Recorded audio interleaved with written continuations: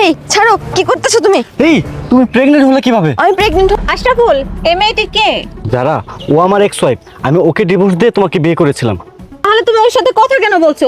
চলে এসো আমার সাথে। আরে আমি ওকে এটা জিজ্ঞেস করার জন্য এখানে আসছিলাম। ও যখন আমার সাথে সংসার করেছিল তখন ডাক্তার বলেছিল ও কখনো মা হতে পারবে না, কিন্তু এখন দেখছি সে। এই চুপ করো তুমি। তাহলে সত্যিটা কি? সত্যিটা আমি বলছি।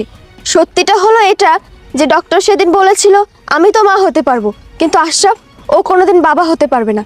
কিন্তু আমি ওকে অনেক ভালোবাসি, যার কারণে আমি ভেবেছিলাম এটা জানলে ও অনেক কষ্ট পাবে।